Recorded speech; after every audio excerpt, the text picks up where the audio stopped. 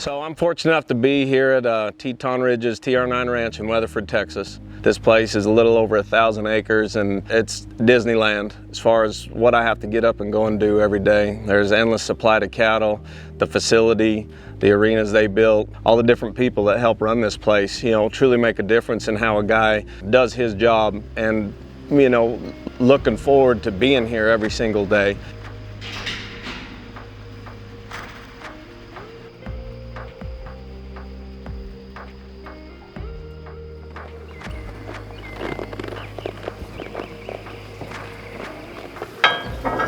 The team I got with me right now, Aaron Mercer, Evan Blackburn, Brent Bovers, you know, they work hard, and they understand that it's just not being on horses' backs all the time. Evan is just helping getting you guys started. Don't forget about his feed too, Kings. And then you guys can start warming them up and we'll work some down the fence. Okay?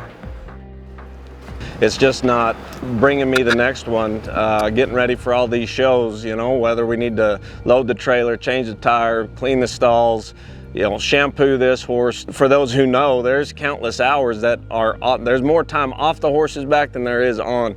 But when you are on that horse and you are, you know, trying to train, get ready for a competition, being at the shows, it's too important to leave out all the little things that create such a big picture.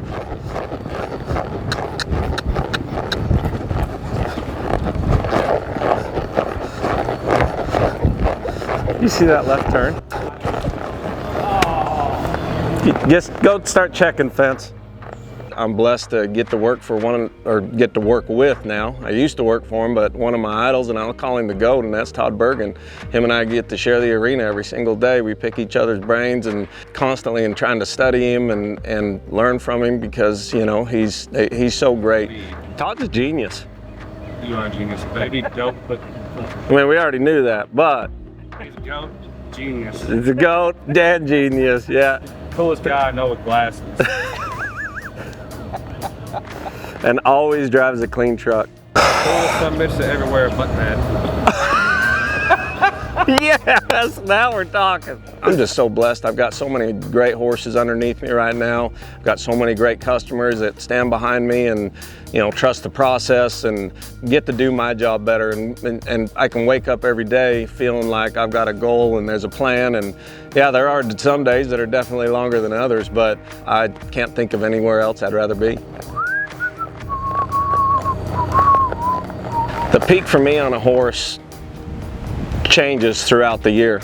They need to be fresh-minded, they need to know their job, and they need to be very consistent about it. I mean, I know that there's some horses out there that, you know, are going to be doing bigger and better things, but when I get on my horse, I want to know that I can lope a circle on a loose rein, I can run and stop him, he's going to turn, he's going to stay with the cow, all the different things involved that we got to do. And he's very comfortable within himself and trusts me to keep guiding him, whether I'm going to teach him something new or let's build on what we already know, because the consistency and having that horse move forward, and when I get to these big shows and during the peak time, some horses peak better than others, but they know their job and they know that's why they're there. The best piece of advice that I could tell someone is that go and find someone that you love how their horses look. You idolize that person inside and outside of the arena. Plan on going there, not thinking that you're going to get on all these great horses that he or she has there. You're going to spend a lot of time watching, you're going to spend a lot of time saddling, a lot of time doing what you call the grunt work, and that's just part of it. We've worked our whole life to get to this point, and there's opportunity for people wanting to learn, but you've got to be patient, you've got to trust the process. It may work out, it may not. Keep your mind open. Sometimes not asking a question every 5 minutes is the best thing. Now I'm just kind of opening my leg, and like sometimes I touch him, but he can feel the motivation. You know, pay attention to what that person is doing when he's working quiet or by himself, how he's going about that horse, what he's doing. Let that, you know, put it and make it your own. A lot of people ask me, you know, you can get along with any horse, how do you do it? Well, I ask a lot of questions from a lot of these fellow trainers and heroes, and but I spend a lot of time just watching them too, and I might take it and play with it, but at the end, I'm making it my own.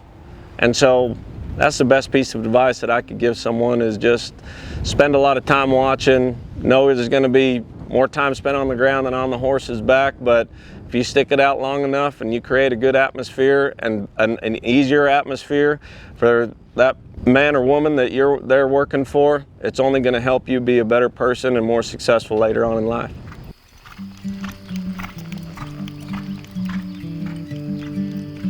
I hope people look at me as a horseman, because I do care so much about them and what they've given me and the life that I get to have.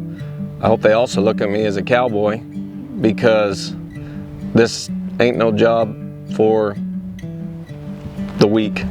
There's a lot of blood, sweat, and tears that go into it.